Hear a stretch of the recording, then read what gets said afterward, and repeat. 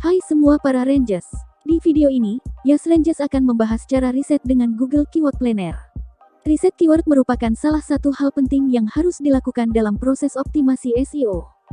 Sebelum kita lanjut, tekan tombol subscribe channel Yas Rangers dan lonceng notifikasi biar kalian tidak ketinggalan info terbaru dari kita.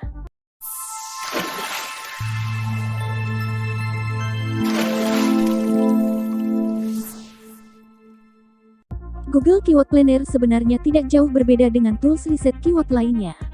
Fungsi utama dari Google Keyword Planner diantaranya: yang pertama, menganalisa volume pencarian keyword bulanan. Yang kedua, tingkat kompetisi keyword. Yang ketiga, saran kata kunci. Terakhir, harga memasang iklan di Google AdWords. Cara riset keyword dengan menggunakan Google Keyword Planner. Yang pertama, ketik ads.google.com pada browser. Kedua, daftar Google Keyword Planner. Yang ketiga, skip Google AdWords. Yang keempat, konfirmasi email. Kemudian klik save dan continue. Setelah itu, kamu bisa mulai menggunakan Google Keyword Planner. Cara menggunakan Google Keyword Planner sangat sederhana. Klik menu tools di pojok kanan atas lalu pilih Keyword Planner. Ada dua fitur utama, yaitu Find Keyword dan Get Search Volume and Forecast. Yang pertama, Find Keyword.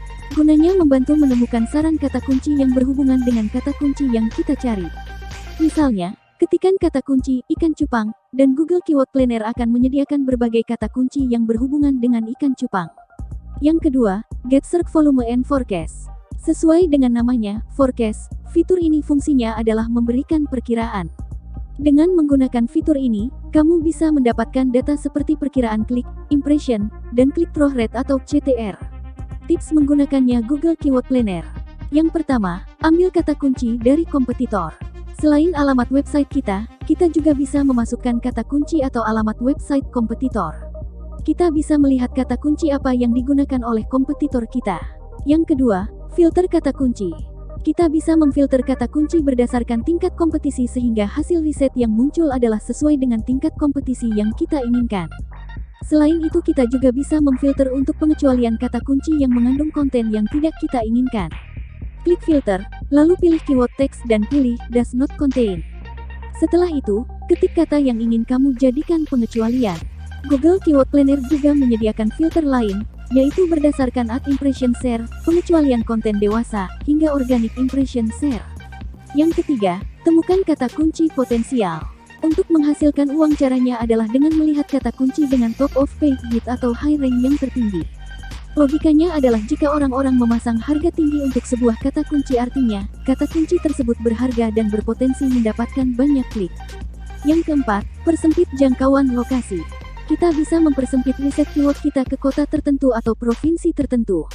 Caranya sebagai berikut. Buka fitur Get Search Volume and Forecast. Masukkan kata kunci, lalu klik location. Ketik kota atau provinsi yang ingin ditargetkan. Setelah itu Google Keyword Planner akan memberikan data berdasarkan lokasi tersebut. Yang kelima, informasi perangkat yang digunakan pencari. Google Keyword Planner juga memungkinkan untuk melihat perangkat apa yang digunakan ketika melakukan pencarian di Google.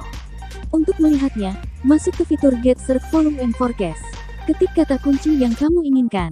Setelah itu, di menu sidebar kamu akan menemukan pilihan Plan Overview. Klik, dan akan keluar ringkasan hasil riset kata kunci dan perangkat apa yang digunakan oleh pencari.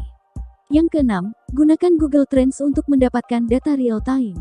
Google Trends membantu mendapatkan data perbandingan beberapa kata kunci secara real time. Buka Google Trends, pilih lokasi. Ketik kata kunci yang ingin kita riset. Kita dapat memasukkan maksimal 5 kata kunci secara bersamaan dan Google Trends akan memberikan perbandingannya. Selain itu, kita bisa mengatur volume pencarian berdasarkan periode waktu tertentu. Itulah cara dan fungsi bagaimana mengoperasikan Google Keyword Planner. Bila ada pertanyaan atau saran, silahkan komentar di bawah. Jangan lupa tekan tombol subscribe channel Yas Rangers. Kita ketemu lagi di video berikutnya. Arrivederci, sampai jumpa.